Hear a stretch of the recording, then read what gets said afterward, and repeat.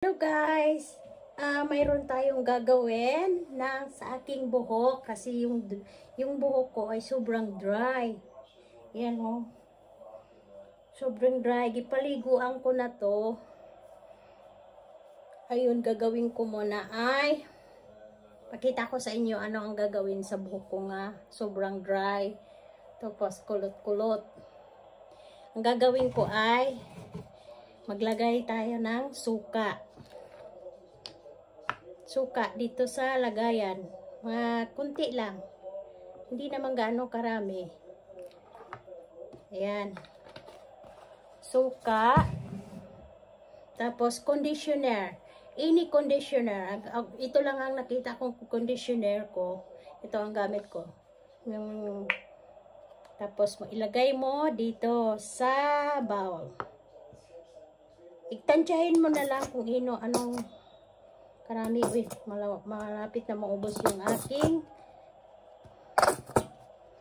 pambili. Ayan.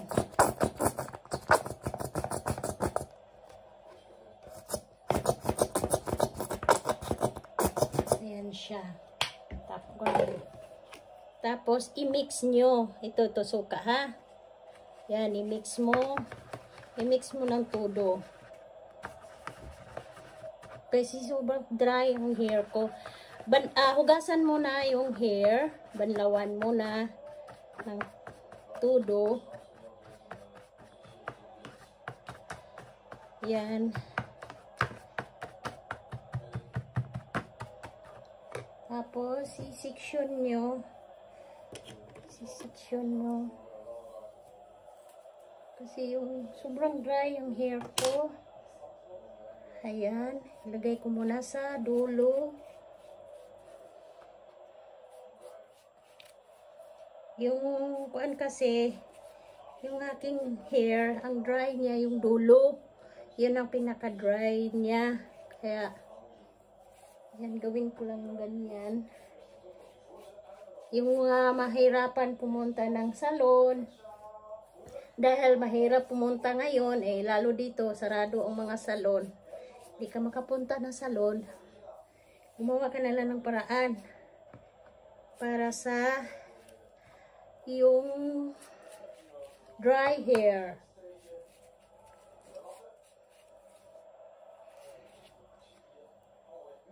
Yan, gawin ko. Kahit anong conditioner gamitin nyo, pwede.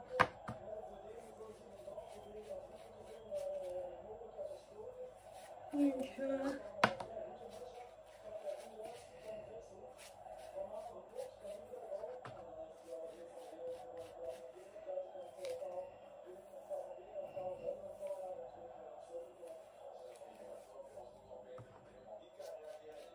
Kasi ang pinaka-importante yung sa dulo. Ang dulo lang kasi ang dry dito Lalo na pag yung hair niyo ay rebonded. Gawin niyo to. Maganda to sa hair niyo. May bagong ribbon. Gagawin niyo yan. Yan ang tamang treatment. Super ganda ang hair result niyo dito. Tingnan mo pagkatapos ang result niya.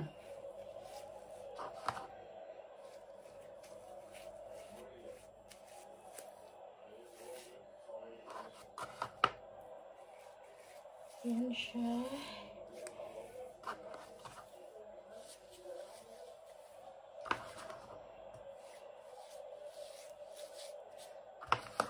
Super ganda to siya guys. Pagkatapos nito, ang result niya nito.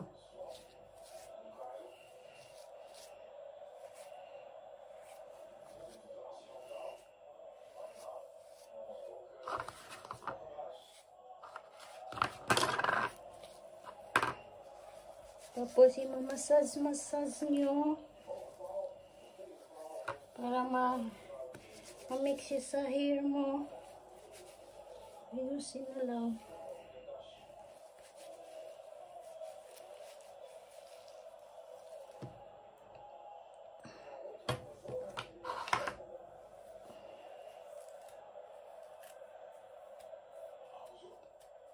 Kasi sobrang dry talaga yung hair ko. Kaya ganito ginawa ko. Wala kasi akong time lagi. Dapat kasi ito twice a month. Bihira lang. Ngayon lang ako ulit. I think 1 year na hindi ako nakagawa ulit. Lalo na dito sa Europe ay yung tubig nila ay mainit. Mahirap ang tubig nila dito. Sobrang init. Hindi naman pwede malamig ang iligo mo. Hindi nag-frozen ng hair mo. Kaya kailangan magsariling sikap. Sariling sikap mo. Yan. Isusuklay-suklayin mo muna habang lumalambot yung hair. Habang nagmo-moist siya, hayaan lang natin na hanggang mag-moist.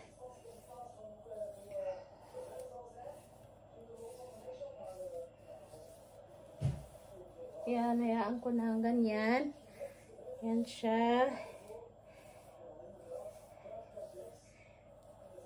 Ayan, ayos na siya. Tingnan mo yung hair ko, nag-hair pull. O, diba? Kasi nga, napabayaan ko na tong buhok ko. Ilang year na hindi na naayos ng hindi na alagaan sa salon. Ang hirap dito pumunta ng salon. Kaya magawa na lang ng sariling sikap. Ganito gawin mo. Tapos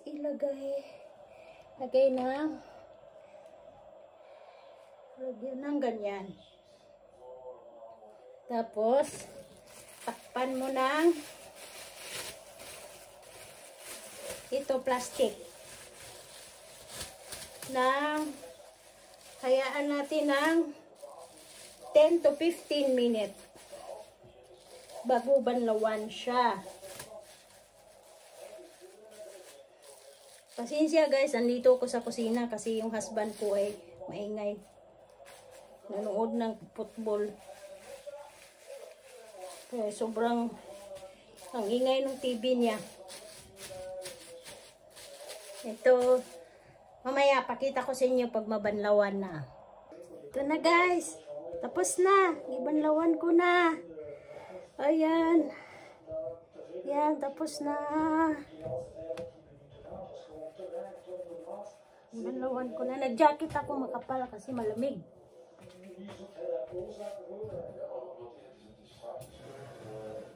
Ngayon, ibo-blower natin. Ayan o, ang lambot na. Super lambot na yung hair.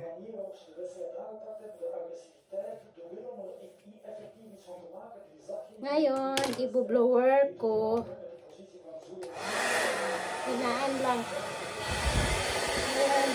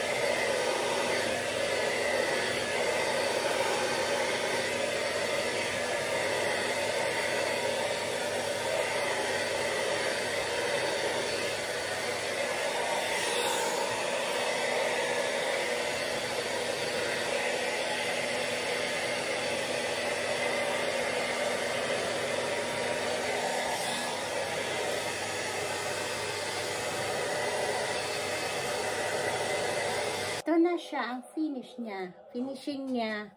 Diba? Super. Para siyang nakalibang kanina, sobrang dry ang hair ko. Ngayon, ang sobrang lambot. Sobrang lambot. Try nyo.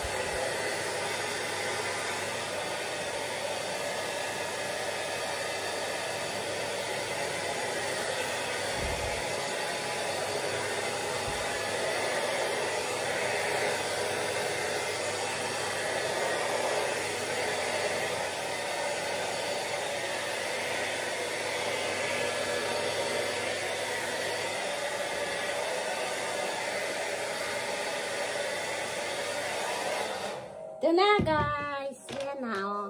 Ayan, tapos na. Ang gagawin nito ay, tingnan mo, shine siya. Diba? Ang lambot pa. Lalo na pag bagong ribbon. As in, diba? Oh. Nakaka-straight pa siya ng hair.